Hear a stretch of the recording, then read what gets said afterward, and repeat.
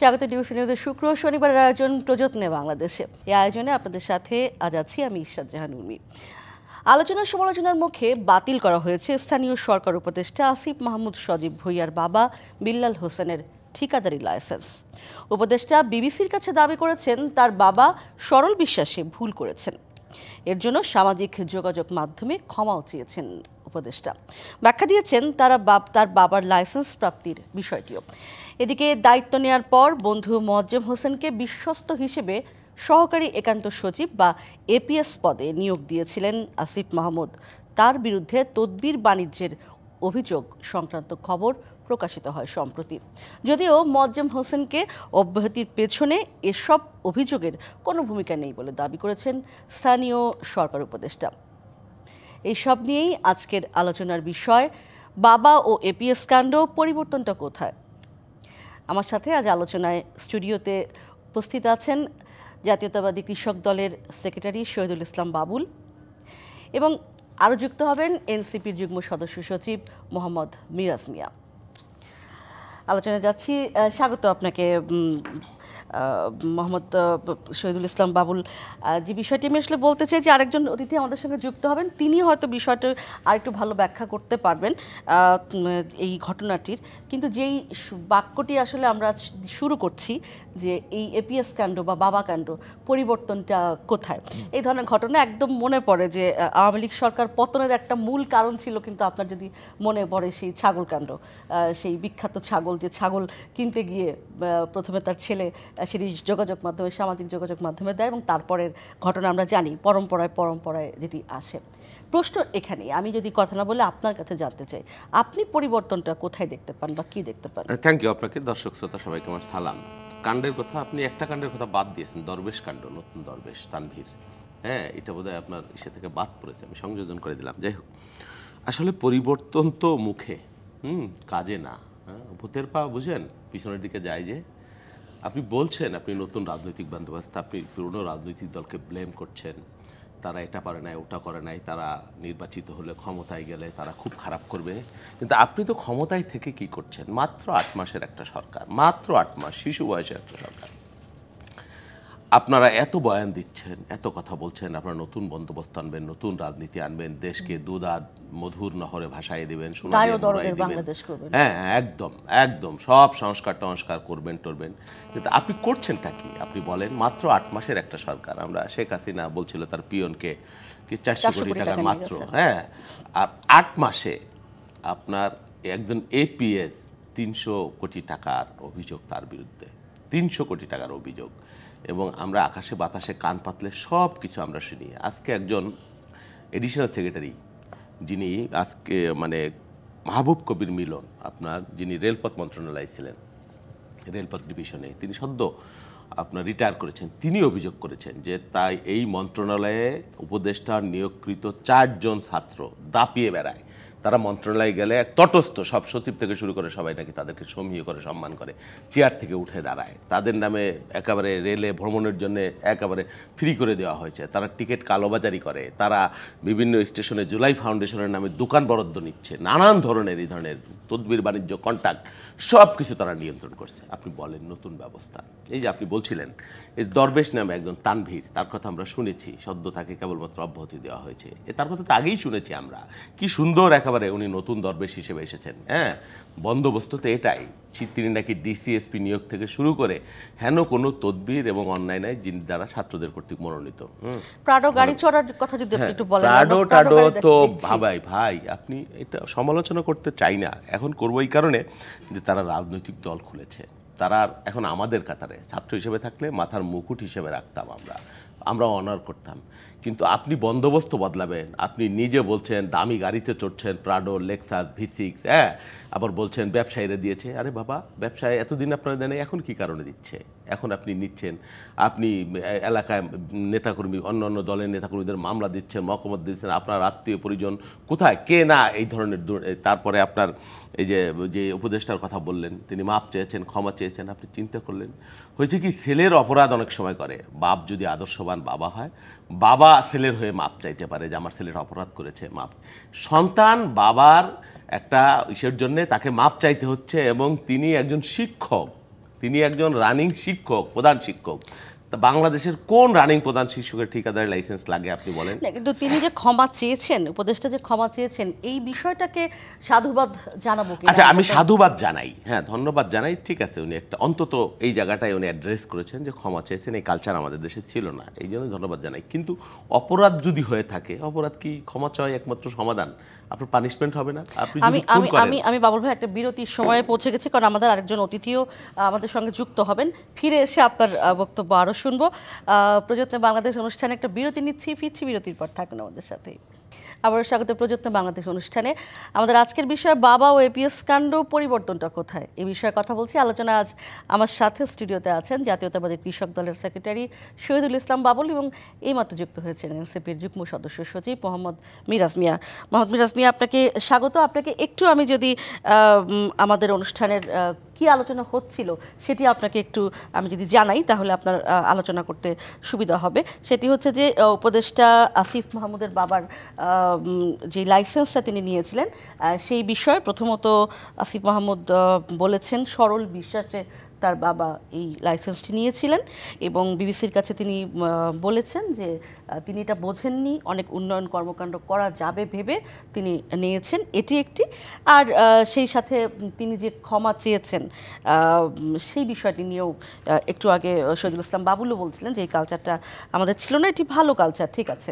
কিন্তু যেই বিষয়টি আমরা ঠিক করেছি যে পরিবর্তন আসলে কোথায়, বলছিলেন শহীদুল ইসলাম বাবুল যে তারা পরিবর্তনের কথা বলছেন, তারা বলছেন অন্য দলগুলোকে দেখা হয়ে গেছে, অন্য দলগুলো এরকম কাণ্ডই করে, বলা হয়েছে যে দায় ও দরদের বাংলাদেশ আমরা করতে চাই, নতুন বাংলাদেশে এই একই ধরনের ঘটনা কেন, যদি আপনি ব্যাখ্যা করেন আপনার জায়গা থেকে। আপনাকে অসংখ্য ধন্যবাদ। আলোচক হিসেবে ভাই আছেন, ভাইকে অসংখ্য ধন্যবাদ। প্রথমত হচ্ছে আপনার প্রশ্নটি হচ্ছে সরকারের উদ্দেশ্যে যে আসলে পরিবর্তনটা কোথায় নতুন একটি বাংলাদেশে, যদি যেহেতু আপনারা নতুন একটি বাংলাদেশ গড়ার কাণ্ডারি একরকমের, তো সেই হিসেবেও আপনার কাছে প্রথমত হচ্ছে দেখেন, এখানে একজন নাগরিক হিসেবে তার ব্যবসায়িক লাইসেন্স যে কারো থাকতে পারে, এটা নিয়ে আমাদের কারো কোনো প্রশ্ন নেই। কিন্তু প্রশ্ন হচ্ছে জুলাই গণ অভ্যুত্থান পরবর্তী সময়ে এখানে যাতে কোনো ধরনের কনফ্লিক্ট অফ ইন্টারেস্ট যাতে না থাকে, এটাও কিন্তু রাষ্ট্রকে নিশ্চিত করতে হবে। এক্ষেত্রে উপদেষ্টা আসিফের বাবা যেটা করেছেন, তার একটা লাইসেন্স নিয়েছেন, কিন্তু লাইসেন্সের পরে এটি যখন আলোচনায় আসে তখন কিন্তু তিনি আসলে ফেসবুকে তার স্ট্যাটাসে তিনি ক্ষমা চেয়েছেন এবং আমি দেখেছি যে বিভিন্ন নিউজ মাধ্যমে ক্ষমা চেয়েছেন। এখন আপনি যদি বলেন পরিবর্তনটা কোথায়, পরিবর্তন হচ্ছে এই জায়গাটাতে, এই যে একটা গণ অভ্যুত্থান হলো, এই গণ অভ্যুত্থান পরবর্তী বাংলাদেশে এখানকার মানুষ রাজনৈতিকভাবে অনেক বেশি সচেতন, বিশেষ করে যারা সরকারে থাকে তাদের জবাবদিহিতায় নিয়ে আসার ক্ষেত্রে একটা বদ্ধপরিকর, যেটা আমরা জুলাই গণ অভ্যুত্থান থেকে পেয়েছি। এই জায়গাটাতে এই জনগণ একজন সরকারকে, যিনি বর্তমানে একটা ভালো একটা পদে আছেন, অনেকগুলো মন্ত্রণালয়ের অধীনে আছেন, তার মতো একজন উপদেষ্টাকে কিন্তু এই দেশের জনগণ জবাবদিহিতার মধ্যে নিয়ে আসতে পারছে। এটা হচ্ছে প্রথম পরিবর্তন। পরিবর্তনটা যে আসলো কোথায়।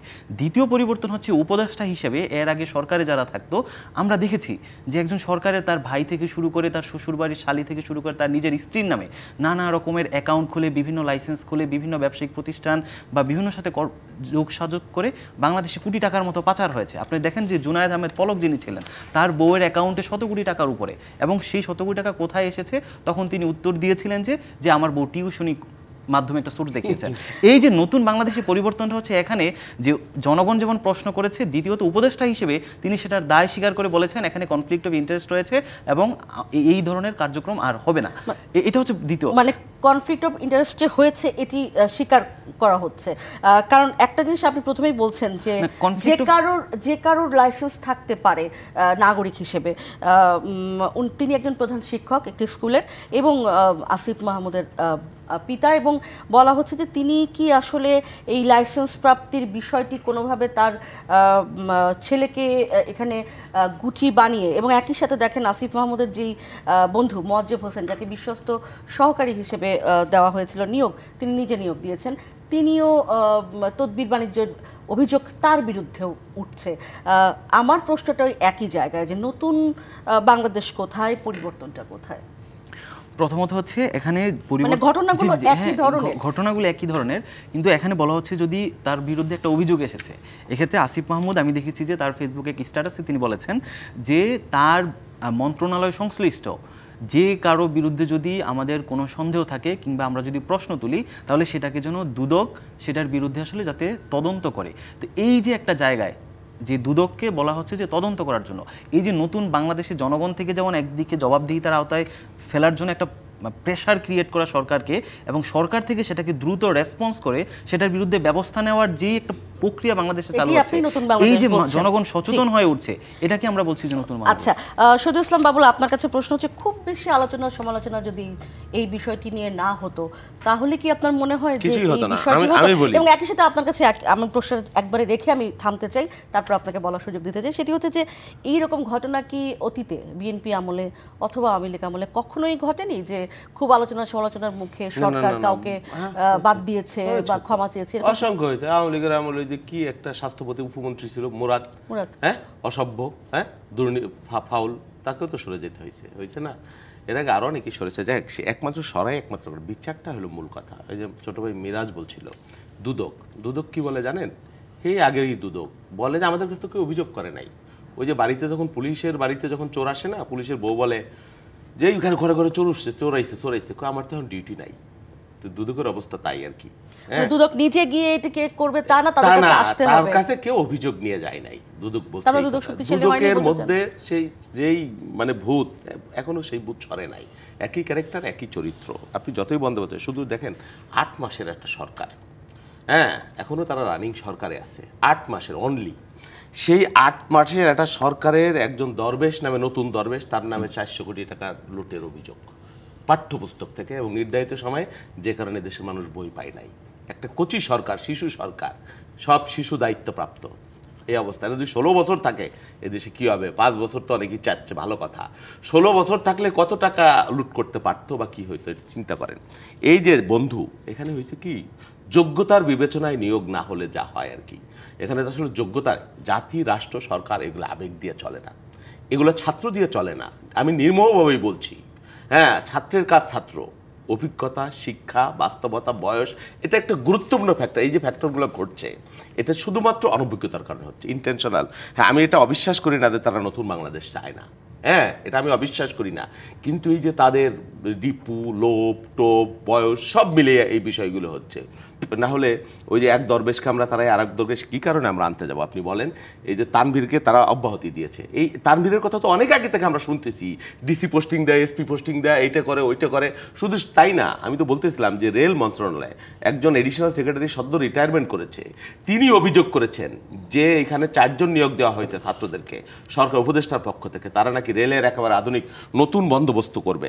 অথচ তাদের দৌরাত্মে রেল মন্ত্রণালয়, রেলে মারাত্মক অবস্থা, তাদেরকে একেবারে ফিরিয়ে আপনি রেল ভ্রমণের টিকিট দিয়েছেন, তিনি অভিযোগ করেছেন। এই তদন্ত কে করবে?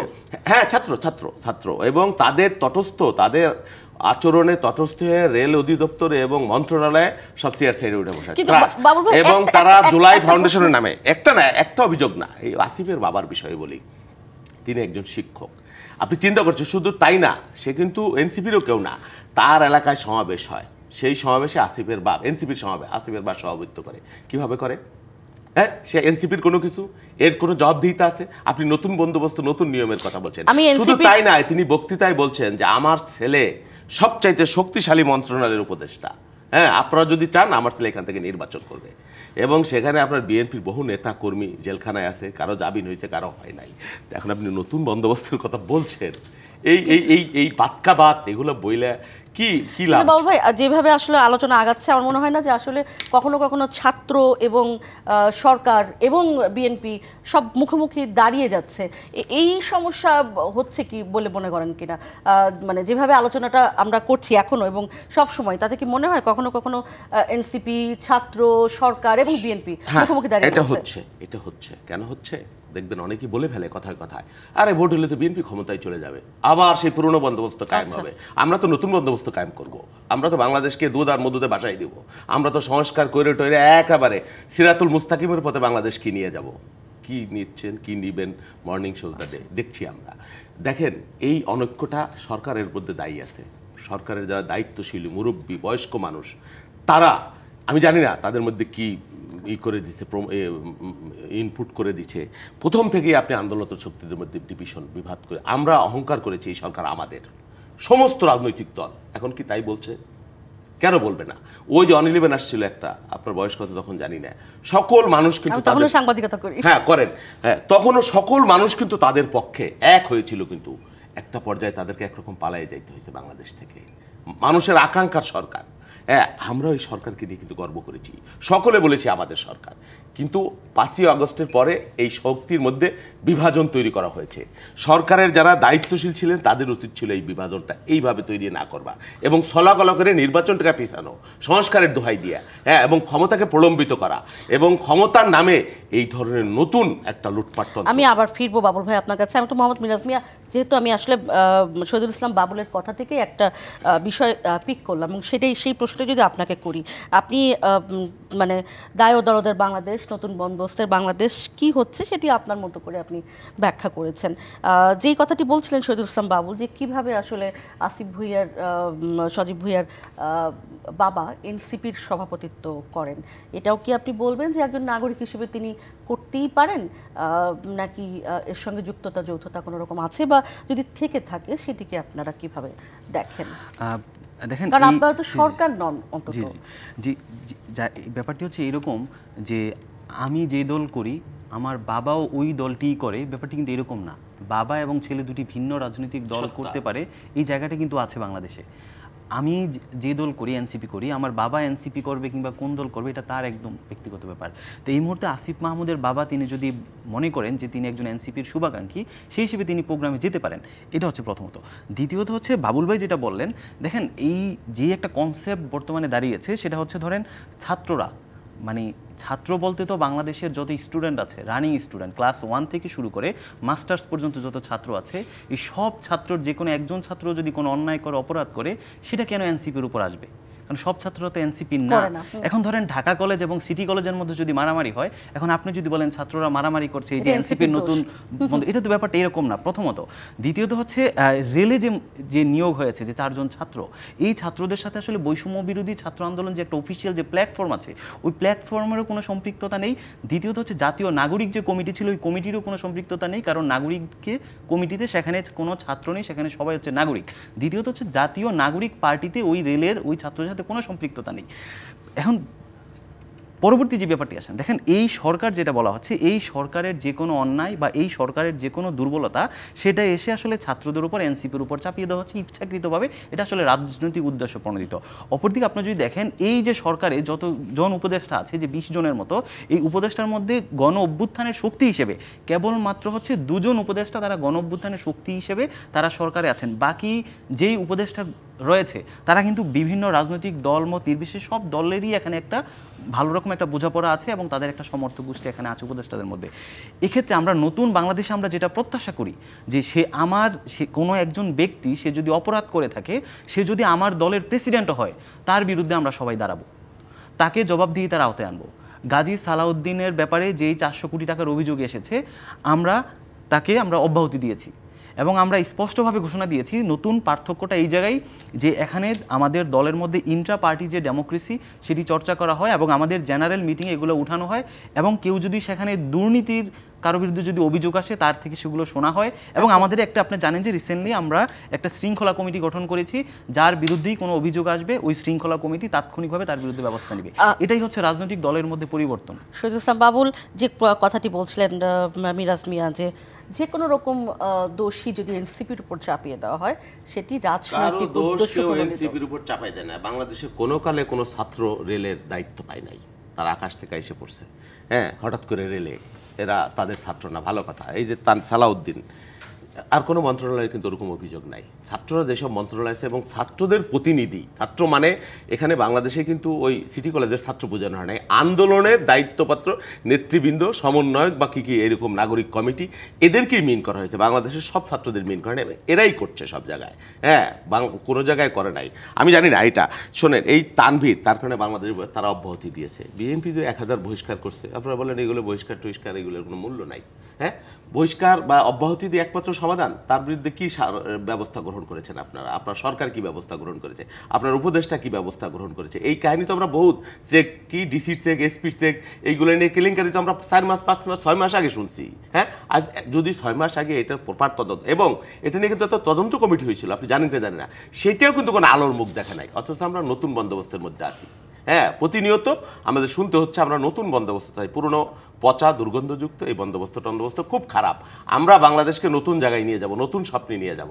অবশ্যই কে না চায় বাংলাদেশের নতুন? এই যে আসিফ মাহমুদের বাবার প্রশ্ন, ক্ষমা চেয়েছেন, ভালো কথা, কিন্তু আপনি যদি ক্ষমা চাও একমাত্র বিষয় হতে পারে, আপনি যদি একটা খুন করেন, আপনি যদি একটা ডাকাতি করেন, সরি আমি এটা তার ক্ষেত্রে বলছি না, আপনি যদি অপরাধ করেন, আপনি অব্যাহতি একমাত্র, বহিষ্কার একমাত্র সমাধান। আপনি মোহাম্মদ মিরাজ মিয়া কিন্তু বলেছেন যে নাগরিক হিসেবে যে কারোর একটা লাইসেন্স, ঠিকাদারি লাইসেন্স থাকতেই পারে। শোনেন, এই যে এটা ওনরা আনে নাই কিন্তু সামনে, এটা এনেছেন একজন অনুসন্ধানী সাংবাদিক। তিনি যদি এটা না আনতেন, এই লাইসেন্সটা করে কি ঘরে ঝুলাই রাখার জন্য করা হয়েছে? এই লাইসেন্সটা করা হয়েছে কাজ পাবার জন্য। হ্যাঁ, আর আসিফ মাহমুদের বাবা তিনি একজন অসচেতন মানুষ না, তিনি পাগল না, তিনি একজন সিনিয়র মানুষ, তার চাইতেও বয়স বেশি। হ্যাঁ, তিনি অবুঝ মানুষ না, তিনি প্রধান শিক্ষক। তিনি কেন করেছেন? রিপোর্ট তাড়নায়, কন্ট্রাক্টারি করবার জন্যই তো করেছেন, কাজ পাবার জন্যই তো করেছেন। এবং কয়দিনে এই লাইসেন্স পেয়েছেন এটা আপনি তদন্ত করেন। আমি কতদিনে পেতে পারি, আপনি কতদিনে পেতে পারেন, আর আসিফ মাহমুদের বাবা কতদিনে পেয়েছেন, হ্যাঁ, এবং কে কে এর সাথে জড়িত, আপনার উদ্দেশ্য যদি সত্য, আপনি এটা তদন্ত করবেন তো। হ্যাঁ, এবং এটা যদি সামনে না আসতো, একজন সাংবাদিক তদন্ত করে সামনে না আসতে, আপনি দেখতেন 6 মাস পরে এই লাইসেন্স এগেনস্টে কত টাকার কাজ হয়েছে, কত টাকা পেয়েছে, কত বিল নিয়েছে। সেই জন্য সামনে যেগুলো আসছে সেইগুলো নিয়ে আপনি কথা বলছেন, পেছনে যে কি আছে এটা আমি জানি না। আমি আবারও আসলে ফিরবো আলোচনা, এবং মিরাজ মিয়া আপনার কাছে ফিরবো। নতুন বাংলাদেশ, দায় ও দরদের বাংলাদেশের আরেকবার ব্যাখ্যা আমি শুনবো। একটা বিরতির সময় পৌঁছে গেছি, ফিরেই আপনার কাছে আমি ফিরবো নিশ্চয়ই। প্রযত্নে বাংলাদেশ অনুষ্ঠানে আবারও একটা বিরতি নিচ্ছি, থাকুন আমাদের সাথে। আবার স্বাগত প্রযত্নে বাংলাদেশ অনুষ্ঠানে। আমাদের আজকের বিষয় বাবা ও এপিএস কাণ্ড, পরিবর্তনটা কোথায়? মোহাম্মদ মিরাজ মিয়া, পরিবর্তনটা কোথায়, এই প্রশ্ন যখন আসছে তার আগে আমি আসলে শহীদুল ইসলাম বাবুলের যে বক্তব্য, আমি তার কাছেও একই প্রশ্ন রেখেছিলাম, আপনার কাছেও একই প্রশ্ন রেখেছি। আপনি যদিও উত্তরটা দিয়েছেন একবার, যে সব দায় কেন আসলে এনসিপির ঘাড়ে চাপানো হয়, কিন্তু যখন আসলে একজন উপদেষ্টার বাবা আপনাদের প্রোগ্রামের প্রধান হয়ে যান, তখন তো এই দায় অথবা এই প্রশ্ন কিছুটা আপনাদেরকে করতেই হয়। তো এই বিষয়গুলো, এবং যেটি আমি বারবারই বলছি যে ঘটনাগুলো একই ধরনের, তো একই ধরনের ঘটনা যদি হয়, তাহলে দলের মধ্যে আপনারা চর্চাটা এনে সেই চর্চা আসলে ছড়িয়ে দিয়ে কতদিন নাগাদ আপনি মনে করেন যে এই বিষয়টাকে নিয়ন্ত্রণে আনা যাবে? এই চর্চাটা ছড়িয়ে দেওয়া হচ্ছে এরকম, দেখেন আমরা যেই পরিবর্তনটা আশা করি, এখানে বাবুল ভাই আছেন, উনি চাইলে সারাদিন বলতে পারবেন এনসিপির বিরুদ্ধে, এনসিপি এই করেছে ওই করেছে, যেগুলো যৌক্তিকভাবে উনি বলতে পারবেন।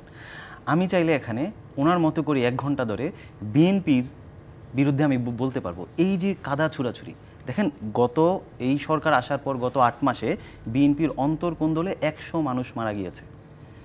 বিএনপি এটার বিরুদ্ধে কি ব্যবস্থা নিয়েছে? একটা রাজনৈতিক দল হিসেবে আমরাও তো বিএনপির কাছে প্রত্যাশা করি যে তার দলীয় শৃঙ্খলার জন্য সে স্ট্রিক্ট হবে। দ্বিতীয়ত, বাংলাদেশের ইউনিয়নে প্রত্যেকটা জায়গায় বিএনপির নেতাকর্মীরা তারা চাঁদাবাজিতে লিপ্ত, এইটা এবং স্পষ্ট ভিডিও সহকারে সোশ্যাল মিডিয়াতেও আসছে, আপনারা দেখেছেন। এই ক্ষেত্রেও আসলে বিএনপির তাদের নেতাকর্মীদের, স্থানীয় নেতাকর্মীদের কোনো কন্ট্রোল নাই। তৃতীয়ত হচ্ছে, আওয়ামী লীগের আমলে যত অবৈধ যত রিসোর্স ছিল, সেই রিসোর্সের কোনো পরিবর্তন হয় নাই, সেই একই রিসোর্স এখন আরেকটা দলের কাছেই যাচ্ছে। তো এই জায়গাতে আমি যেটা আপনাকে মূল পয়েন্ট যেটা বলছি, এই যে কাদা ছুড়াছুড়ির যে ব্যাপারটা, আমি বলবো বিএনপি এই করেছে, খুন করেছে, চাঁদাবাজি করেছে, তারা বিভিন্ন জায়গায় মামলা বাণিজ্য করছে, টেম্পো স্ট্যান্ড দখল করছে, এগুলো আমি বলতে পারবো সারাদিন। ওই পাশ থেকে বাবুল ভাই একইভাবে সে উপদেষ্টার বাবা এটা করেছে, তারপরে আমাদের এনসিপি গাজী সালাউদ্দিনটা করেছে, বলতে পারবে। এখন সমস্যাটা হচ্ছে পরিবর্তনটা আমরা নতুন রাজনৈতিক বন্দোবস্ত বলতে এই জায়গাটাতে স্পেসিফিকলি চাচ্ছি যে একজন চাঁদাবাজ, সে এনসিপির হোক কিংবা সে বিএনপির হোক, সে কোনো দলীয়, তার কোনো দলীয় পরিচয় নাই, সে একজন চাঁদাবাজ, সে যে দলেরই হোক, প্রত্যেক দলের উচিত তার বিরুদ্ধে কথা বলা। একজন যে ব্যক্তি মামলা বাণিজ্য করছে, তার কোনো দলীয় পরিচয় আসলে নাই, সে একজন ক্রিমিনাল, সে একজন অপরাধী, সে যে দলেরই অধীনে থাকুক না কেন, সব দলের উচিত তার বিরুদ্ধে কথা বলা। এই জায়গাটায় আমরা পরিবর্তন চাচ্ছি, যে চাঁদাবাজি যারা করছে, যারা মামলা বাণিজ্য করছে, যারা খুনাখুনি করছে, রাষ্ট্রের প্রত্যেকটা জায়গায় যারা বিশৃঙ্খলা তৈরি করছে, তাদের কোনো দলীয় পরিচয় নয়। সব দলের উচিত একজন অপরাধীর বিরুদ্ধে সেটা দেখেন। আপনি একদম সিম্পল উদাহরণ দেখেন, এই যে কুয়েটের ভিসি, যার তত্ত্বাবধানে রামদা নিয়ে সেখানে হামলা হয়েছে, সেই কুয়েটের ভিসিকে অপসারণের জন্য যখন সকল ছাত্র সমাজ বাংলাদেশের দলমত নির্বিশেষে একত্রিত হয়েছে, তখন আমাদের কি উচিত? সব দলেরই উচিত ওই বিসি তার দলীয় পরিচয় কি, তার দলীয় সমর্থন কি, সেটা দেখা না, সেটা কোনোভাবেই দেখা উচিত না। দেখা উচিত যেটা একদম যৌক্তিক, সেটা দেখা উচিত। এই কারণে আমরা বলছি পরিবর্তনটা এই জায়গায় আসা উচিত যে দলমত নির্বিশেষে একজন অপরাধীকে তাকে অপরাধী হিসেবে দেখা হোক, সে এনসিপির হোক, সে বিএনপির হোক, সে জামাতের হোক, কিংবা সে সরকারে থাকুক। আমার আসলে ভাষাগুলো না একদম একই ধরনের লাগে কখনো কখনো, মানে সন্ত্রাসী কোনো দলের নয়, সে যে দলেরই হোক তাকে শাস্তির আওতায় আনতে হবে, এই ধরনের ভাষা আমরা আগেও শুনেছি, আওয়ামী লীগ আমলেও শুনেছি, বিএনপি আমলেও শুনেছি, আপনিও সেই একই ভাষাই বলছেন। আমার প্রশ্ন হচ্ছে যে, যেটা আসলে বারবার আমি বলছি যে পরিবর্তনটা কোথায়, পরিবর্তনটা কোথায়? এই পরিবর্তন তো আসলে আবার আকাশ থেকেও পড়বে না, এমন না যে আমি আজকে বললাম আপনি আজকেই সব পরিবর্তন করে ফেলতে পারবেন। কিন্তু প্রচেষ্টাটা, সেই প্রচেষ্টাও কি একই ধরনের হয়ে যাচ্ছে কিনা? ওনারা যে প্রচেষ্টা নিয়েছিলেন বা নিচ্ছেন, বিএনপি যেভাবে নেয় আপনারাও সে একইভাবে নিচ্ছেন, নাকি যেটি বলছেন বারবার শহীদুল ইসলাম বাবুল, যে ইটা কি, তাদের বিরুদ্ধে ব্যবস্থাটা কি নেওয়া হচ্ছে? শুধু বহিষ্কার কি ব্যবস্থা, সেটি হচ্ছে বিষয়, শুধু ক্ষমা চাওয়া কি ব্যবস্থা, সেটি হচ্ছে প্রশ্ন। ব্যবস্থাটা হচ্ছে, দেখেন বিএনপির হাইকমান্ড থেকে কিন্তু এই ব্যাপারে তারা যথেষ্ট বলিষ্ঠ ভূমিকা রাখছে, এটা আমরা প্রশংসা জানাচ্ছি। এবং আমাদের দল থেকে কিন্তু আমরা একটা দলের ভিতরে অভ্যন্তরীণ যে ডেমোক্রেসিক চর্চা এবং জবাবদিহিতা নিয়ে আসা, সেই চর্চাটা করার চেষ্টা করছি। এখন এই যে বাংলাদেশের গত 53 বছরের যে রাজনৈতিক ব্যবস্থার মধ্য দিয়ে, যে রাজনৈতিক সংস্কৃতির মধ্য দিয়ে এই 18 কোটি জনগণ বেড়ে উঠেছে, এক ধরনের সামাজিকীকরণ, এই যে সামাজিকীকরণটা কিন্তু আপনি 5 থেকে 6 মাসে পরিবর্তন আমরা আশা করতে পারি না। আমরা যেমন এটা আশা করতে পারি না যে 6 মাসে বিএনপি তার সকল চাঁদাবাজদেরকে নিয়ন্ত্রণ করে ফেলবে, 3 মাসে জাতীয় নাগরিক পার্টি তার যত নেতাকর্মী আছে তাদেরকে নিয়ন্ত্রণ করে ফেলতে পারবে। এটা আসলে বাস্তবসম্মত নয়। এই জায়গাটাতে আসলে দুই দলই একমত। বিএনপি যেমন পরিবর্তন চায়, জাতীয় নাগরিক পার্টিও যেমন পরিবর্তন চায়, অন্যান্য দলগুলোও পরিবর্তন চায়। এক্ষেত্রে আমাদেরকে যেটা করতে হবে, যেই পরিবর্তনটা, যেই ইস্যুটা রাষ্ট্রের স্বার্থ সংশ্লিষ্ট, যেই ইস্যুটা মানুষের স্বার্থ সংশ্লিষ্ট, সেই ইস্যুটাতে যেন দলমত নির্বিশেষে আমরা সবাই একই কাতারে থাকি, একই টোনে কথা বলি, একই লাইনে থাকি। আমি নতুন বাংলাদেশে আসলে এই বন্দোবস্তটাই আমরা প্রত্যাশা করছি। এক্স্যাক্টলি, আমি এটা বলছি। দেখেন, একটা কষ্ট করলাম, আন্দোলন করলাম, প্রথমেই আপনি আমাকে তুচ্ছ তাচ্ছিল্য করলেন রাজনৈতিক শক্তিকে। এরা সব দুষ্ট, এরা সব খারাপ, এরা ক্ষমতায় দেয় পুরনো ফ্যাসিস্ট বন্দোবস্ত কায়েম করবে, এই ব্র্যান্ডিং করে করে বিএনপিকে মানে মেলাইন করবার চেষ্টা করেছেন সম্মিলিতভাবে, আপনি খেয়াল করবেন। এবং সমস্ত একটা সিন্ডিকেট তৈরি করে বিএনপি চাঁদাবাজ, বিএনপি টেম্পো স্ট্যান্ড দখল করছে, এটা করছে। অথচ এই রাজনীতি বিগত দিনে বাংলাদেশের এই কালচারই ছিল না যে আমার দলের কেউ অন্যায় করতে পারে। আমরা জিরো টলারেন্স, ডিনাইলের যে system, this is first BNP করেছে। 1,500 নেতাকর্মীকে বহিষ্কার করেছি, আমার দলের সবচাইতে পরখা কর্মীটাকে আমি বহিষ্কার করেছি। আপনি সার্চ দেন এখানে, এটা মনে রাখবেন, 1000 যদি আমার দলের কর্মী থাকে, এনসিপি কেবলমাত্র 100। হ্যাঁ, আমার তো কর্মী 1000 সারা বাংলাদেশে, তার সংগঠন এখনো বিস্তৃত হয় নাই যে তার কর্মীরা অপরাধ, যেখানে কর্মীই কম সেখানে অপরাধের সংখ্যা হয়তো কম হবে। আপনি সেই তুলনায় সার্চ দেন, যদি গুগলে যদি 100টা নিউজ না পান, বৈষম্যবিরোধী ছাত্র আন্দোলনের চাঁদাবাজি, বৈষম্যবিরোধী ছাত্র আন্দোলনের দখল, বৈষম্যবিরোধী ছাত্র আন্দোলনের থানায় হামলা, আপনি দেন কয়টা বহিষ্কার করেছে আপনি বলেন। জামাত কয়টা, তাদের বিরুদ্ধে এখনও আছে আমার কাছে গতকালকের নিউজ দখলের, হ্যাঁ, লুটপাট করে জামালপুরে দখল, চাঁদাবাজি, লুটপাট, কয়টা বহিষ্কারের ঘটনা ঘটেছে। আমরা এখন পর্যন্ত যত নিউজ এসছে এবং যত তদন্ত করেছি, একটাকেও বহিষ্কার ছাড়া কিছু করতে পারিনি। 17 বছরের একটা বিরোধী দল, নিপীড়িত মজলুম, সেই দলকে আপনি ব্র্যান্ডিং করে আনপপুলার করার চেষ্টা করছেন। হ্যাঁ, যে বিএনপি চাঁদাবাজ, আপনারা সবাই সাধু সন্ত, আপনারা নতুন বন্দোবস্ত চান। তা আপনার সর্ষের মধ্যেই তো ভূত। এবং এগুলো বলে বলে আপনারা মনে করছেন যে আপনারা এই ক্ষমতায় চলে যাবেন, বিএনপি তো বিরোধী দল হবে, ওই পর্যন্ত নির্বাচন আমরা নিয়ে ঠেকাই। হ্যাঁ, এটা যে ভুল স্ট্র্যাটেজি, এটা কেন বুঝছেন না? আমরা কি পারি বলেন? বিএনপি মনে করেন সমস্ত আন্তরিকতা দিয়ে আমি চেষ্টা করছি, আপনি বিশ্বাস করেন আর না করেন, আমার হাতে যতটুকু আছে, দিস ইজ ফার্স্ট যে আমরা আমার দলের কর্মীর বিরুদ্ধে মামলা করেছি। আচ্ছা, সরকার কি করে বসে বসে? সরকারের দায়িত্বটা কি? আপনি তখন বলতে পারতেন যে যদি আমার দলের একটা চাঁদাবাজকে ধরবার পরে আমরা থানায় যেয়ে হামলা করে বের করে নিয়ে আসতাম, তখন আপনি বলতে পারতেন। আমরা বরং এটাও বলেছি যে বিএনপির নামে কেউ চাঁদাবাজি করলে ধরে বেঁধে পুলিশে দেন, অথচ আপনারা তামাশা দেখছেন। ওই যে কেন দেখছেন, হালটাল ছেড়ে দিয়ে যে বিএনপি কবে আনপপুলার হবে, তখন আমরা ভোট করে তখন আমরা ক্ষমতায় যাব বিএনপির এগেনস্টে। এই যে ট্রাম্প কার্ড খেলছেন, এগুলো করতে করতে নিজেরাই এখন করতে পারছেন। এখন সরকারের এই দায় কি আসলে এনসিপি নেবে? শোনেন, দেখেন, সরকারের দায় এনসিপি বলতে এই যেটা আমি বললাম, এই সরকারের দুইজন উপদেষ্টা আছেন গণঅভ্যুত্থানের শক্তি হিসেবে। তো এই সরকারটা আসলে দলমত নির্বিশেষ কিন্তু সবার। এই সরকার যদি ব্যর্থ হয়, শুধু বিএনপি ব্যর্থ হবে বা এনসিপি ব্যর্থ হবে এটা না, এদেশের 18 কোটি জনগণ আসলে ব্যর্থ হবে। কারণ এই সংস্কারটা যখন একদম জুলাইয়ের আন্দোলনটা যখন আবু সাইদ, ওয়াসিম, মুগ্ধরা যখন একের পর এক শহীদ হচ্ছিল, তখন কিন্তু ওই আন্দোলনটা আর কোটা আন্দোলনের মধ্যে থাকে নাই। এটা একটা রাষ্ট্র সংস্কারে নতুন বাংলাদেশ প্রত্যাশার একটা আকাঙ্ক্ষা নিয়ে এই আন্দোলনটা হয়েছিল।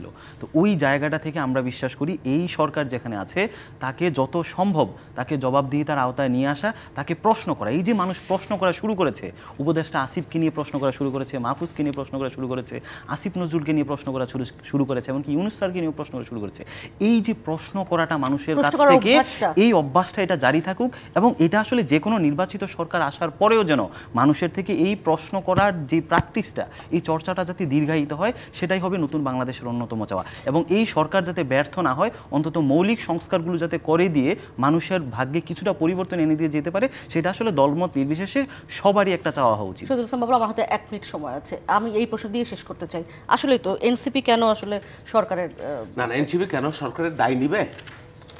প্রফেসর ইউনুস নিজেই বলছেন তোমরা রাজনৈতিক দল করো, এবং যিনি এই সরকারের প্রধান, এই দলের প্রধান, তিনি কয়েকদিন আগে ওই উপদেষ্টা পরিষদেই ছিলেন।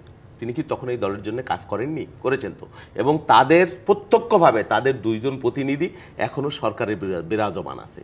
হ্যাঁ, সেই জন্যে, এবং সরকার যে তাদের প্যাট্রোনাইজ করে, তারা যে সরকার, এবং তাদের মিটিংয়ে সরকারি গাড়ি ব্যবহার হইতেছে, এগুলো আমরা দেখছি প্রকাশ্য, এবং অপ্রকাশ্য যে বিষয়গুলো আছে সেগুলো নাও দেয়। সেই জন্য এনসিপি এবং সরকার তাদের খুবই আন্তরিক সম্পর্ক তাদের সাথে। সেই জন্যই বক্তব্য। এবং আপনি দেখবেন টকশোতে যখনই সরকারকে কেউ আক্রমণ করবে, তখনই আমাদের এনসিপির বন্ধুরা এটাকে নিজেদের বলে ধরে। যাই হোক, আজকে তা করেন নাই। ধন্যবাদ দুজনকে। আমরা প্রযুক্তি বাংলাদেশ আজকে শেষ করতে যাচ্ছি। আশা করছি আমরা আসলে নতুন একটা বাংলাদেশ দেখব বলেই আজকে এখানে দাঁড়িয়ে আছি। নিশ্চয়ই সেই বাংলাদেশ আমরা দেখব। দুজনকে ধন্যবাদ ডিবিসি নিউজকে সময় দেওয়ার জন্য। শেষ করছি প্রযুক্তি বাংলাদেশের আজকের আয়োজন। ডিবিসির সঙ্গে থাকুন 24 ঘন্টা।